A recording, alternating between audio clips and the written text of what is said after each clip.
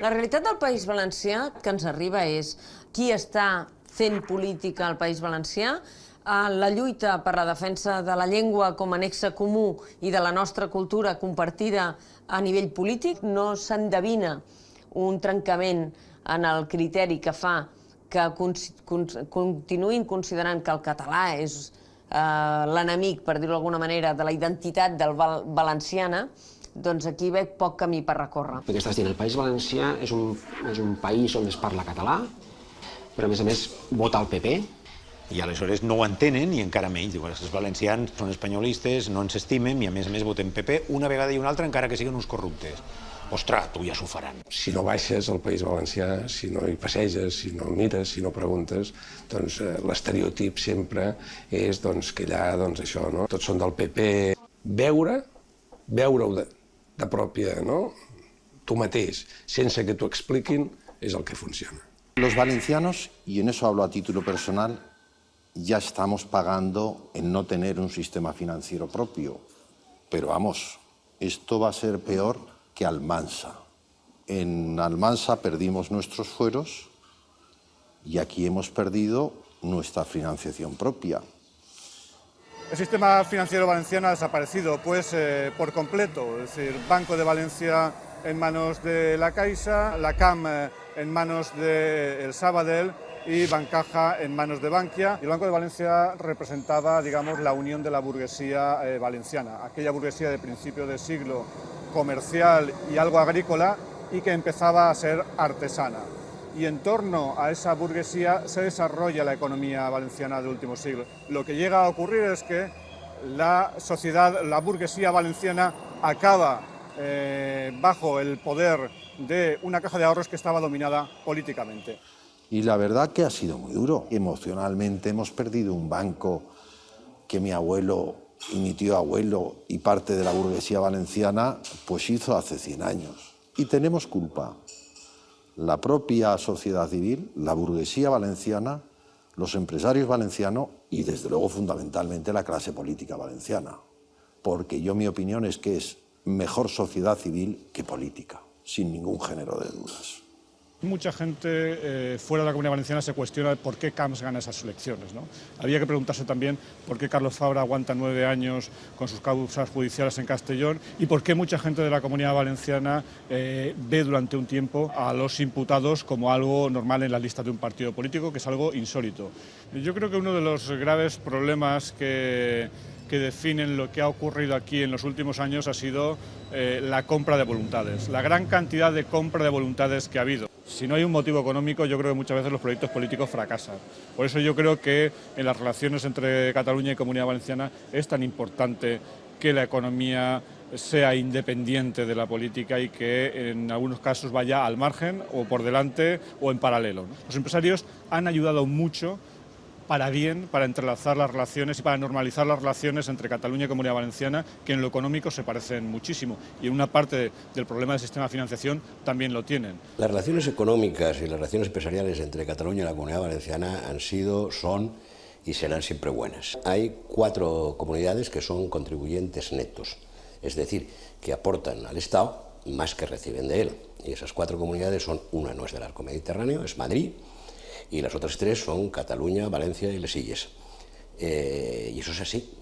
Hemos perdido mucho tiempo. En primer lugar, un modelo económico equivocado, muy basado en el sector inmobiliario y básicamente, y yo creo que eso pues, al final ha acabado en lo que se llama la burbuja inmobiliaria. Y hay que volver a aquel modelo, que es era un modelo casi de libro. Hay que ponerse manos a la obra y concentrarse en lo que es importante, y se está haciendo. Y siempre nos hemos ganado la vida por nosotros mismos y tenemos ese tejido empresarial vivo, dinámico, flexible, exportador, que tiene superávit en su balanza comercial. Jo crec que el que va fer molt de mal a l'agricultura va ser la llei del sòl de l'any 1998, on bàsicament deia que tot el terreny era urbanitzable. Entonces, aquesta expectativa va provocar que s'abandonarà a molta superfície. La citricultura, des que se va introduir al País Valencià, ha sigut el cultiu identitari, ha sigut la marca València, que està tan de moda lo de les marques, ha creat molts llocs d'ocupació, ha portat moltes divises, ha sigut la part fonamental de l'economia fins que va arribar el turisme, i jo crec que ara és el moment, conforme està passant a nivell econòmic, polític i social, de provocar també el canvi en el sector citrícola, igual que tenen que crear-lo en la societat. Al País Valencià, cooperatives agràries, jo penso que n'hi ha més que en cap comunitat. Necoop és una cooperativa de segon grau, penso que és l'empresa més gran que n'hi ha. L'agricultura, tal com jo l'entenc, s'ha acabat. És a dir, la cooperativa d'explotació familiar és un model que està esgotat. Està esgotat perquè l'han mort, no és perquè se vagi esgotat, l'han mort. Entonces tindrà que eixir o renaixer ixe o un altre model que no sabem quin pugui ser. Doncs aquesta és la pregunta. Ara què?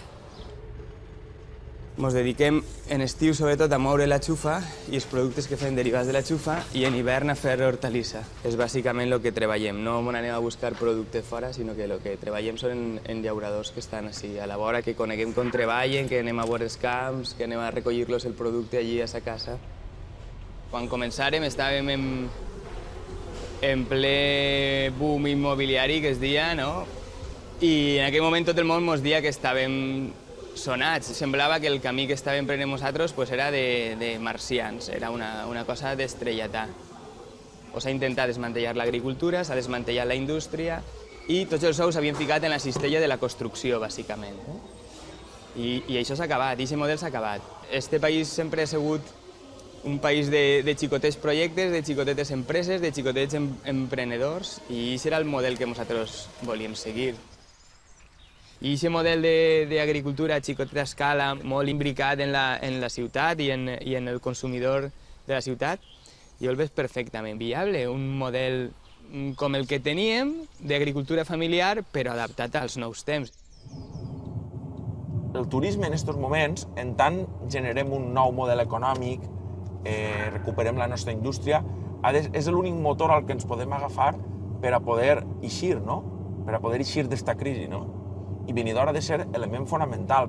És el gran projecte turístic del País Valencià. Té places hoteleres semblants a les que té Roma, a les que té París o a les que té Londres. El turisme mai ha estat considerat una indústria sòlida. Sempre ha sigut algo de pandereta i folklore. Benidorm és un producte de masses. Jo a vegades dic, som el hacendado del turisme.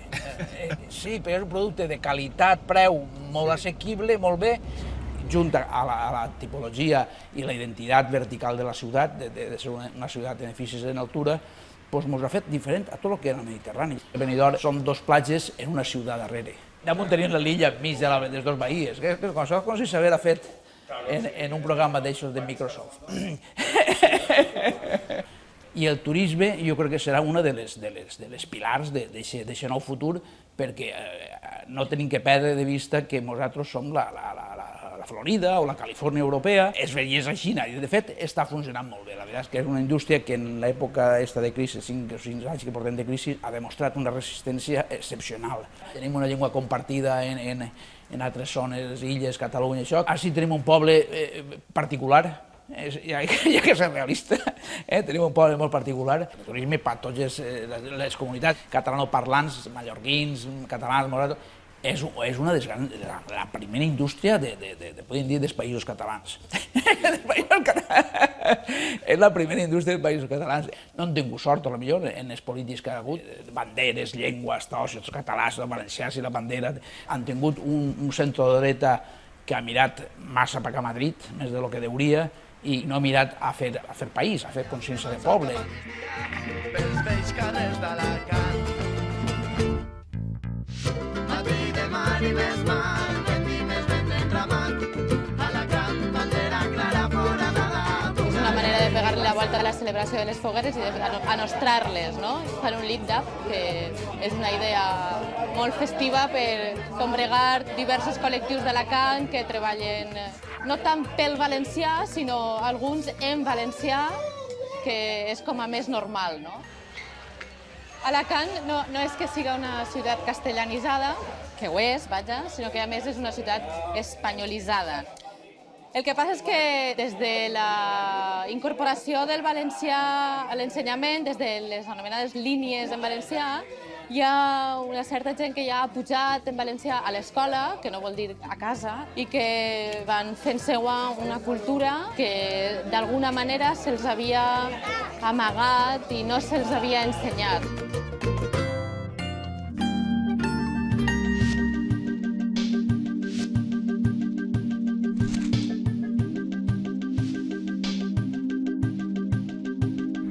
Malalt de Falles naix ara fa uns 7 anys i naix de la necessitat d'un espai en internet d'opinió en valencià i sobre les falles amb una visió diferent del tòpic. Després del Twitter oficial de Junta Central Fallera, és el Twitter no oficial, per dir-ho d'aquesta manera, que més seguidors té.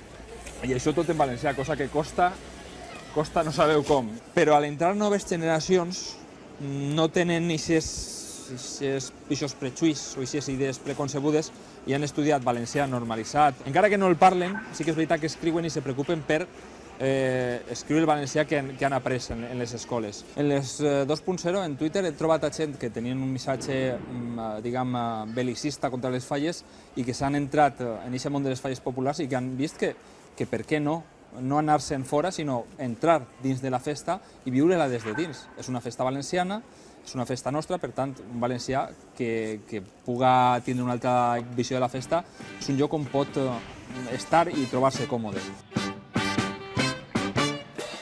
Un poc la idea de recuperar l'esperit de les falles, però no centrar-se tant en el monument, sinó també en trobar-se en el carrer i recuperar també unes festes que sentíem nostres, però que, en certa manera, no estàvem a gust en elles. I com en qualsevol festa de qualsevol ciutat i de qualsevol barri, anem a quedar en la nostra ciutat, en el nostre barri, i anem a fer les festes que ens mereixem, les festes que ens agradaria viure.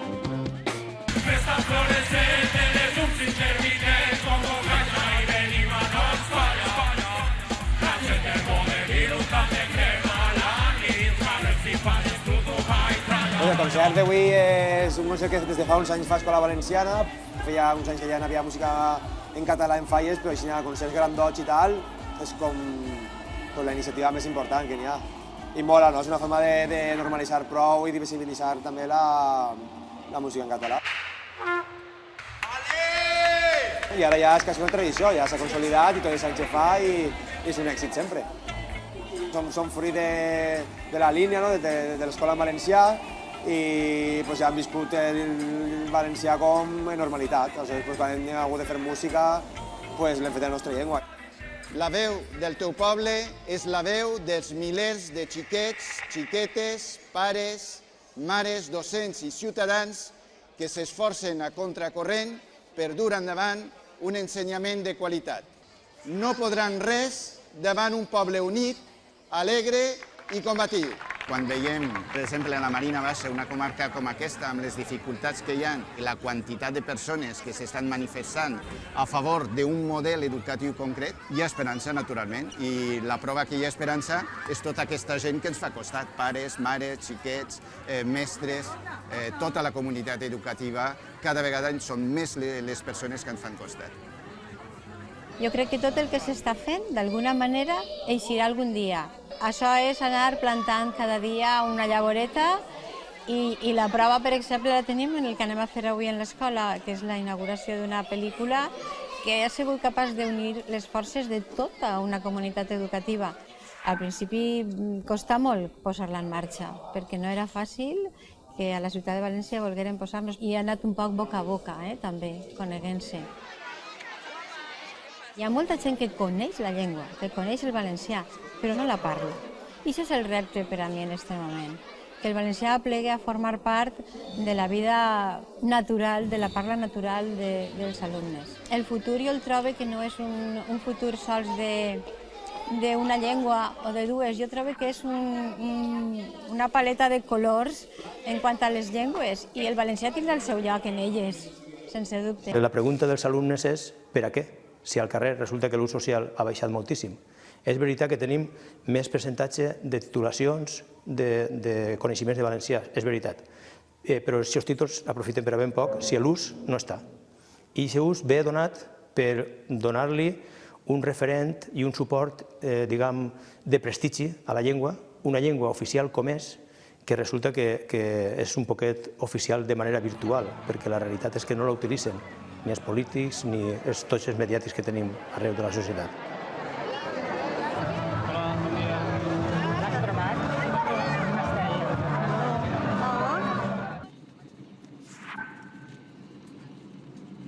Jo arribe ací i la veritat és que trobe una consideració dels valencians roïn. I a mi em dóna malic, em fa coratge que de vegades fins i tot diputats socialistes andalusos, per exemple, posen de mal exemple el nostre país quan qui estigui lliure de pecat que tiri la primera pedra. Vaig anar a un sopar amb diputats nacionalistes i igual que el primer dia, d'alguna manera entrava així allò que hem sentit a vegades en Catalunya, allò del valencianet. I jo vaig tindre ocasió al final del sopar de fer el meu discurs i jo vaig dir no, així no ha entrat cap valencianet, ha entrat un valencià que d'alguna manera vol estar en peu d'igualtat amb les demés forces que representen els diversos països de l'estat espanyol.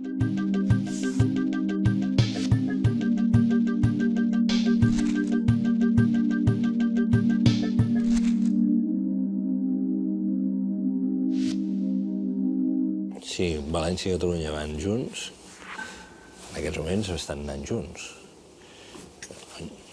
La discussió canvia.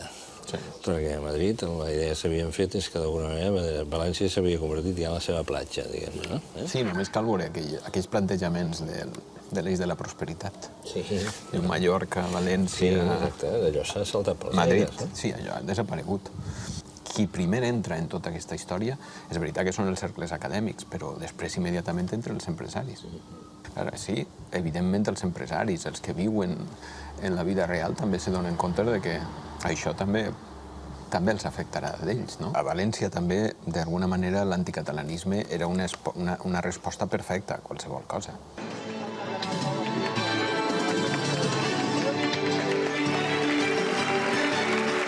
Deixeu-me un poquet que parle del meu poble. Deixeu-me que parle un poquet de Vila-real. Hablo en castellano, como queráis. Perfecto. Buenas tardes a todos. En primer lugar, pediros disculpas por si en algún momento me paso al valenciano, pero es mi lengua materna y tengo ese defecto. Si lo hago, me perdonáis. Explicava des de la cultura fins a l'economia, fins a la competència entre els ports, explicava tot.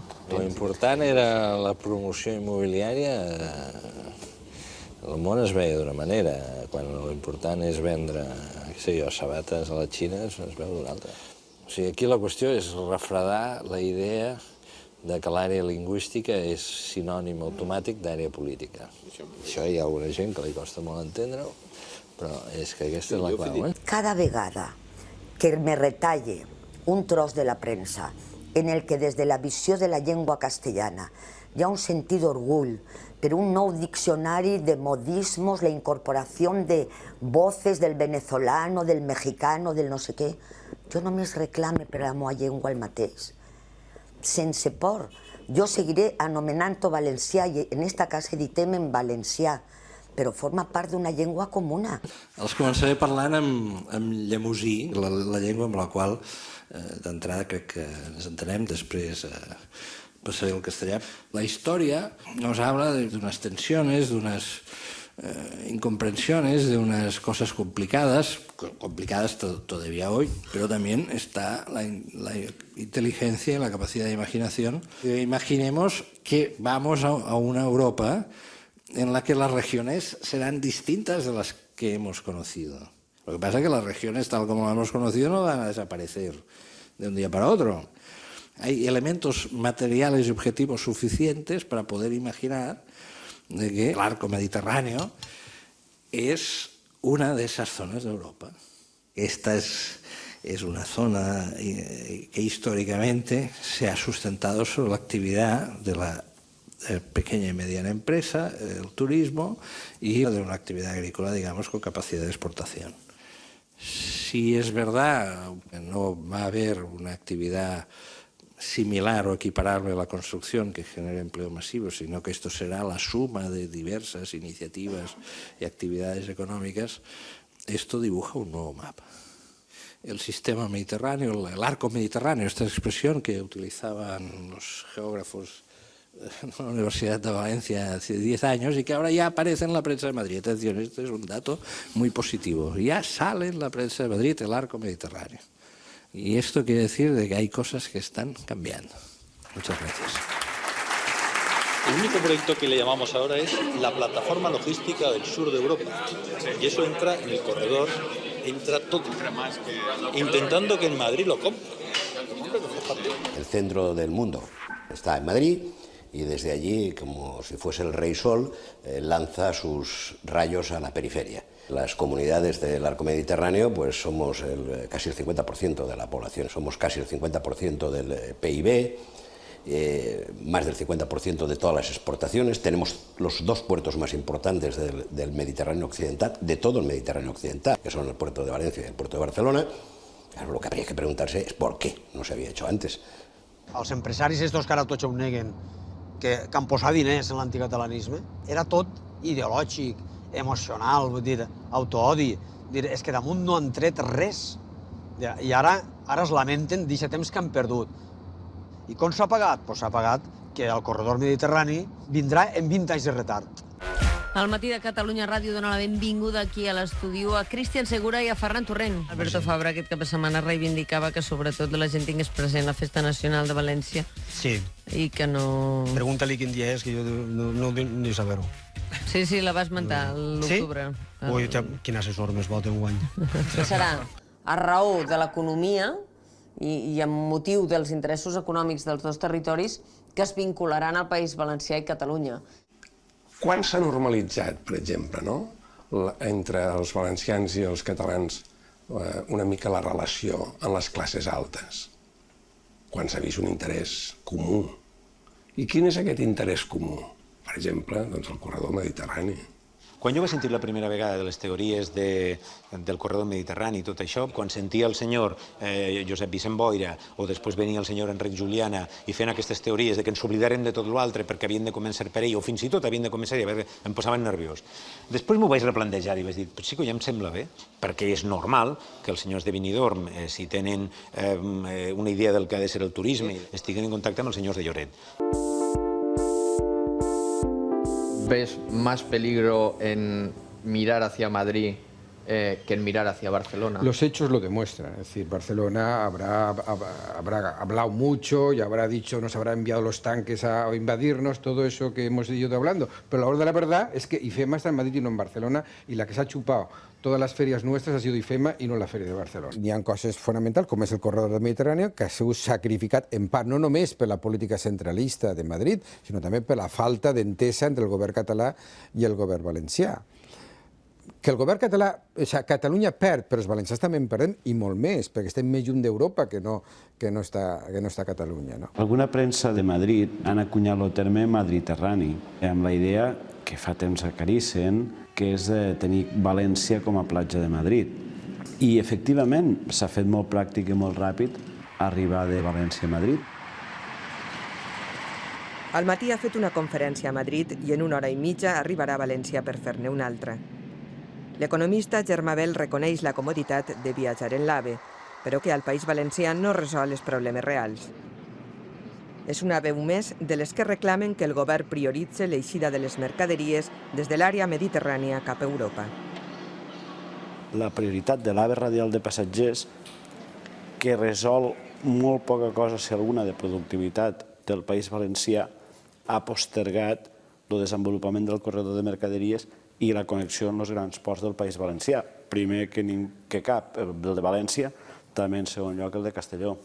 És una prioritat equivocada que en una economia com la del País Valencià té uns efectes especialment dolents. Sense oblidar tampoc que el que és la relació de viatges en tren entre València i Alacant i Barcelona encara segueix torturada per les deficiències i els problemes no resolts a la línia de l'Euromed. La imatge més gràfica és el fet que tingui una sola única via per tot de ferrocarril entre Vandellòs i les Químiques de Tarragona, amb unes infraestructures sotmeses a peatge, el qual no seria un greu problema competitiu si totes les infraestructures de carreteres estiguessin sotmeses a peatge.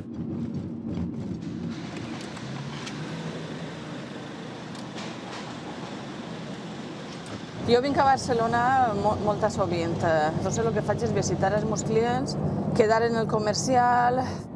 Quan comencem en els peatges, nosaltres sempre la broma és ja estem en Barcelona, ja estem en Catalunya, quan comencem en els peatges. Sí que és car, eh?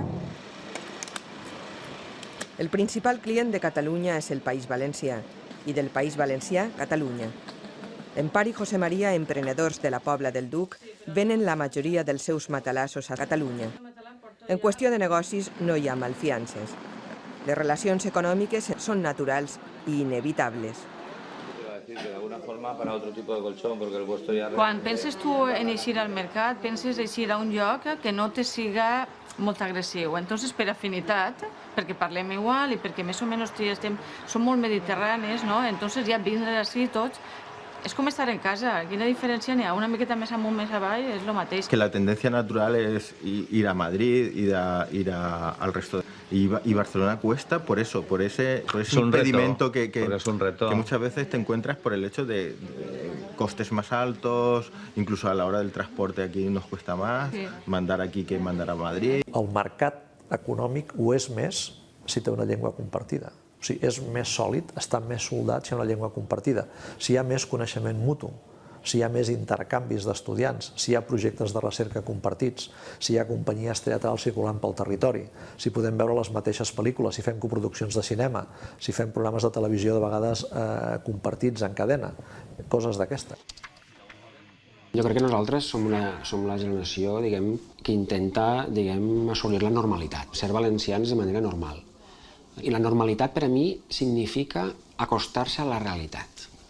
No hem trobat el punt encara, per entendre'ns amb una certa normalitat. Encara no està aclarit, no? Cada territori és diferent, però ho és gairebé des dels seus orígens. És a dir, això ja ens ho va marcar, com aquell que diu Jaume I, no?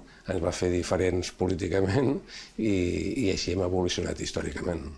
L'articulació política d'aquesta realitat cultural comuna no sabem com manegar-ho. El que sí que veig és una Catalunya que farà el seu camí i que forçosament, un cop l'acabi fent, sigui quin sigui, políticament serà un estatus diferent en un futur segur, passi una cosa o en passi una altra, el País Valencià s'haurà de continuar relacionant amb Catalunya per motius econòmics, socials, culturals i, per tant, segur que tindrem dificultats per atendre moltes de les persones que viuen des d'allà la nostra cultura, que és la vostra i que és la del País Valencià com a comuna, però també estic convençuda que quan les coses siguin clares serà tot més senzill. Som dos pobles que tenim tantes coses en comú, tantes factors de coincidència, tants factors de coincidència que l'estrany és que estem sempre pensant en aquello que ens diferencia quan són tants els factors que ens uneixen.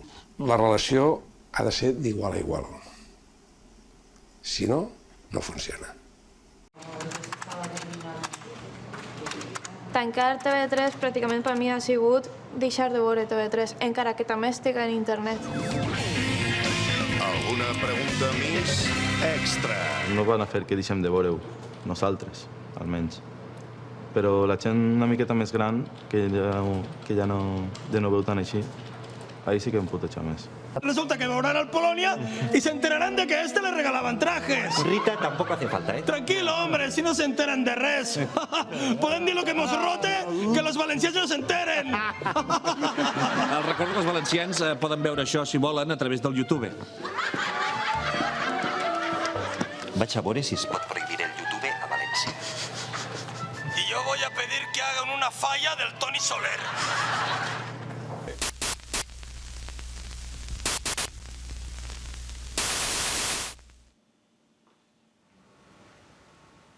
Després del notícia va vindre el temps i després del temps no va vindre res.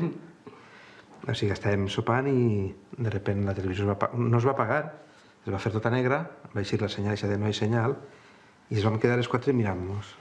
Li vaig dir a la meva mestra i ens han llevat TV3 i la meva mestra me va dir és el que n'hi ha. És el que n'hi ha. A la vesprada, Laura, Oriol i Mercè aniran a la seva primera manifestació. S'ha convocat, com en molts altres llocs, per protestar pel final de les emissions de TV3 al País Valencià. Unes emissions alegals que, malgrat les contínues amenaces de tancament, havien sobreviscut 26 anys. És molt trist pensar que la gent que està governant-nos no pot permetre que la gent vesqui el que realment vulgui. Es vull donar un vot de confiança pensant que seran intel·ligents i responsables. Jo sí, jo penso així, per això. Es dona aquest vot de confiança. Ell no ho entén així. Jo és que aquest vot de confiança penso que el vaig perdre ja fa temps. Per a mi no té cap tipus de confiança el govern que hi ha.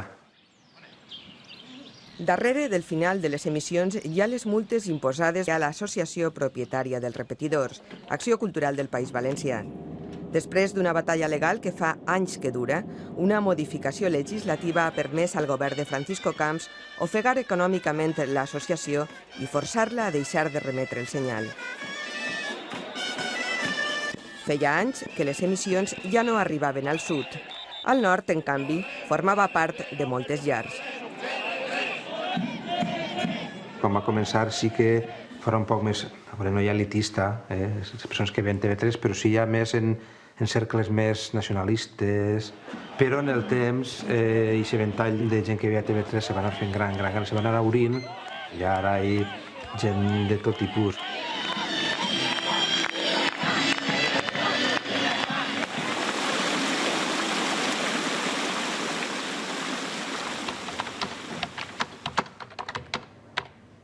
Esto lo escribí el lunes y lo que venía a decir es que este fin de semana muchos castellonenses fueron a una manifestación para poder exigir el que se siguiera viendo TV3 en Castellón. Y como los políticos estamos para resolver absurdos y hacer que los ciudadanos tengan una mejor calidad de vida, pues la reflexión era, oiga, pongámonos a trabajar, lleguemos a acuerdos y hagamos que la gente pueda ver la televisión que quiera. La reflexió té més rellevància perquè Alberto Fabra és ara del Partit Popular. Cierto es que nos entendemos. Y si hay personas en el límite de las dos comunidades autónomas que hablan igual, pues ¿por qué podemos ahora intentar poner barreras para que un pueblo no pueda ver la televisión que ve el otro? No tiene ningún sentido. El punt 4 del despatx extraordinari és la declaració institucional conjunta... Avui, al ple, es reivindica TV3, però també recull la condició que posa el govern per permetre les emissions. Més espai radioelèctric amb un nou múltiplex. Instar al govern central a que habiliti un canal múltiple adicional de TDT. ¿No cree el Consell que sería conveniente que TV3 pueda verse en la Comunidad Valenciana, dado que catalán y valenciano son la misma lengua? O sea, ¿piensa el Consell que el catalán y valenciano son la misma lengua siguiendo el criterio de la mayoría de los filólogos? Bueno, de todos los filólogos.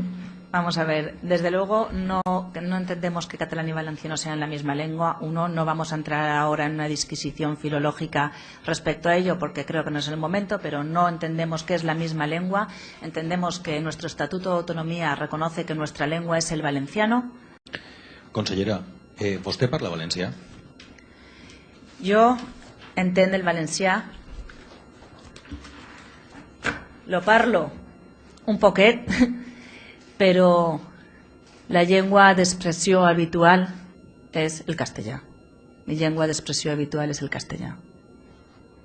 La Comunitat Valenciana i en el seu àmbit territorial se parla d'uns ficticis i reals països catalans en un domini lingüístic que marca d'uniformitat i d'unitat. Això és el que textualment posa el document que li hem fet arribar al conseller de Presidència de la Generalitat Catalana. Sí, podria ser en quina llengua han enviat aquest document a la Generalitat de Catalunya? Pues jo li he llegit la carta. Crec que és una realitat que l'hem redactat en valencià i l'hem remitit en valencià. I com tenen vostès garanties que la puguen entendre? Estic convençuda que podran entendre la nostra carta. Però per què?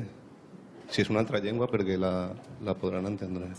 Perdona, que si és una altra llengua, dic, ells no parlen valencià, no? Segons... Estic convençuda que entendran la carta, però no obstant, si a vostè li preocupa, la remetrem també en castellà, que segur que l'entenen també. Però l'entendran perquè parlen la mateixa llengua, o perquè se pareixen les dues llengües, o perquè creuen vostès que...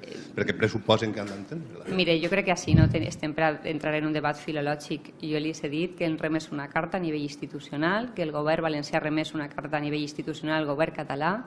Li hem llegit la carta en absoluta transparència a tots els que estan vostè així per a que tinguin constància de quins són els fets que argumentem i, evidentment, no és el moment oportú per a tindre un debat filològic en esta roda de premsa. Entenc. Però hi ha contingut filològic en la protesta que fan vostès al govern. Sí, però el contingut essencial de la carta és una manifestació entre dues administracions de sol·licitud de lleialtat i sobretot de sol·licitud de no ingerència en algunes qüestions que entenem fonamentals des del govern valencià. El contingut és una carta entre dues administracions autonòmiques en la qual la nostra administració autonòmica, com li he dit, manifesta sobretot que sol·licitem el respecte i ho sol·licitem amb determinació i fermesa del nostre autogovern, institucions i senyes pròpies d'identitat. Però en el paràgraf on parlen vostès del domini lingüístic, què volen dir-los? Què ha de fer la Generalitat de Catalunya respecte a les possibles, quan s'esmente en algun document o en alguna plana web de la Generalitat de Catalunya, què hauran de fer en el domini lingüístic? Què és el que vostès els proposen que hagin de fer? De llevar el País Valencià del domini lingüístic, de posar que es parla una altra llengua, no sé. Doncs el que ha passat és que de bon començament, quan es va plantejar la reciprocitat i la voluntat per part del govern de Catalunya d'emetre per l'altre territori amb el vistiplau de l'altre govern, doncs quan els hi plantegem això, ells ens diuen que a ells tot això no els interessa ni molt ni poc. Per tant, l'actitud ja és diferent. I és una actitud, diguem-ne, de partit, però no només, perquè amb el Partit Popular estant a les Illes Balears l'actitud no era la mateixa. Per tant, és una actitud específicament valenciana. Aleshores, ells estan disposats a entrar a negociar la reciprocitat si en treuen alguna cosa. Hi ha una responsabilitat clara compartida del Partit Socialista i del Partit Popular. El primer que va enviar la Guàrdia Civil per tancar els repetidors va ser l'any 85 un delegat del govern socialista, que va enviar la Guàrdia Civil per precintar els repetidors de l'Associació Cultural del País Valencià. No hi ha hagut una voluntat clara, ni dels uns ni dels altres, per normalitzar aquesta situació plenament. Una vegada els repetidors començaran els conflictes. El primer va ser que Canal 9 ocupa la freqüència de TV3. Durant molt de temps va estar interferit, no es veia TV3 ni Canal 9. Posteriorment tancaren TV3 per Renuevo, ens posà 3 multes de 15 milions a cada repetidor, reobrirem, poguérem tirar endavant, i, per tant, l'època socialista va ser una època molt contrària a TV3. Després, l'època Saplana també. D'entrada, Saplana va ser més intel·ligent i va pensar que el que calia fer era tancar TV3, però comarca a comarca. Hi havia un guàrdia civil al costat. I quan se'n va aquest senyor, diu, oiga, ¿qué estamos haciendo aquí? Diu, cerrando la TV3. Diu, ¿cómo? ¿Cerrando la TV3? ¿Y por qué? Va a decir l'home. Ay, pues porque lo decidió el gobierno. ¿Ya no podré ver Vent del Pla? Dic, pues no, veurà Vent del Pla, el Guàrdia Civil li vaig dir. I bueno, és una anècdota d'on veieu havia arribat, o ha arribat, TV3, Guàrdia Civil d'Alacant.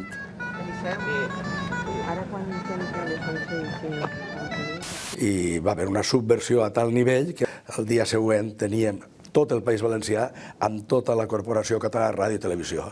I, a més, aquí, un segon canal en català. És evident, té un objectiu, també, que és liquidar aquesta casa. Això està clar, incloent-hi, òbviament, l'Octubre Centre de Cultura Contemporània.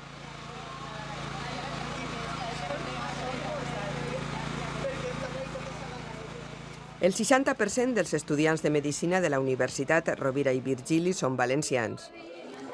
A banda de la proximitat i dels vincles, molts van escollir estudiar a Catalunya només perquè la nota de tall és més baixa. Alguns, com Susana, reconeixen que amb els anys han anat canviant les idees preconcebudes que tenien. Broquilles per tothom, tenedors, dius tu. El mateix, però a l'inrevés, li passa a Marc, l'únic català del grup. La convivència als pisos d'estudiants afavoreix l'intercanvi de punts de vista.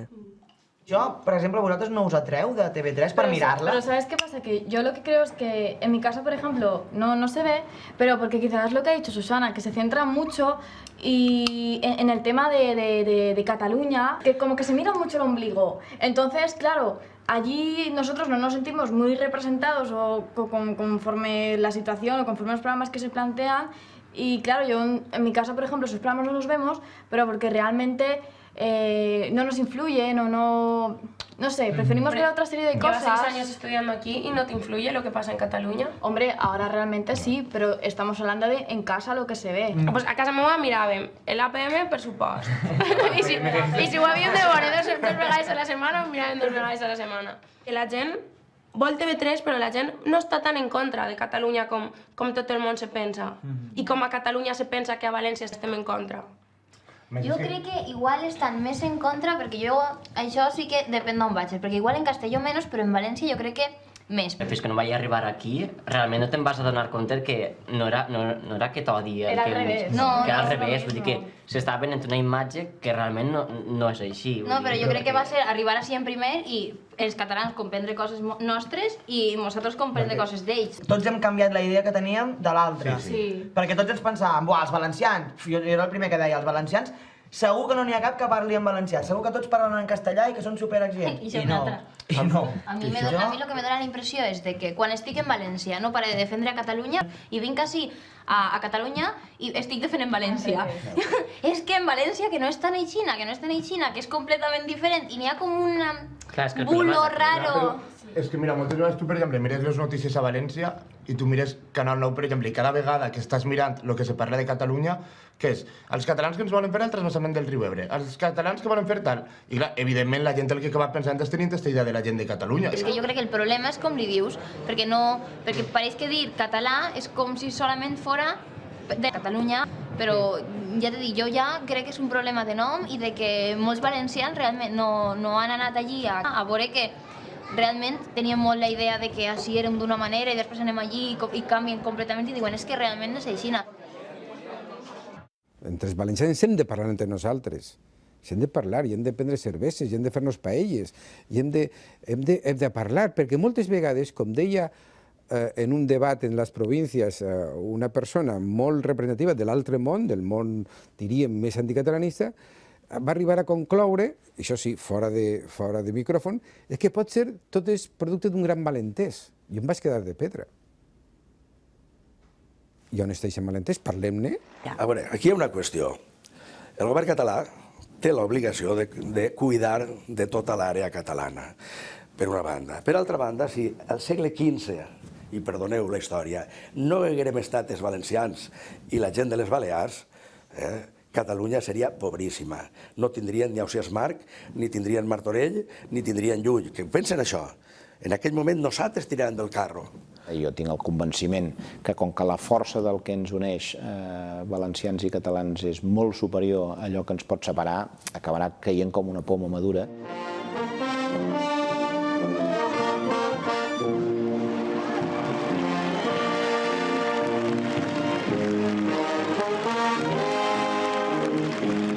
No s'ha trobat allò una forma útil i efectiva d'intervenir políticament per afavorir els vincles, una mena de rebrotament de vincles. Estem parlant de sumar, no de subsumir i desaparèixer dintre de, no, de sumar, perquè evidentment tenim identitats pròpies, però la història no se pot fugir, és la que és.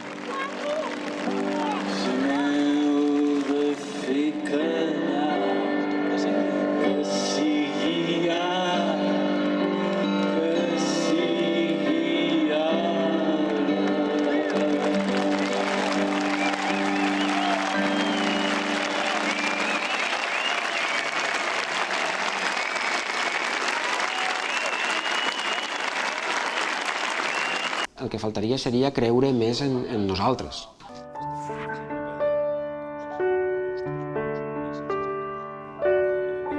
No s'entén la Catalunya actual sense l'aportació valenciana, i això sí que és una victòria. Només això és una victòria històrica. El que està passant avui al Principat no ho pots explicar sense referir-te a valencians. Des de Raimon fins a qui vulguis. Ei, la cara al vent, que se n'adonen que ja som el present. Ei, que quede patent un temps d'un país que ja anem fent. Corre lliure pel poble la fera feroce, mentre sonen les cançons cada nit. I en cada concert Teresa rep homenatge i ens fa recuperar l'esperit. Ei, Garrot Prohibició, és el que passa quan el mal ve d'Almansa. No ens furtaran la il·lusió. Vareu sembrar una llavor d'esperança damunt de l'escenari, vor un balles falleres. Al país de les albaes, per costum.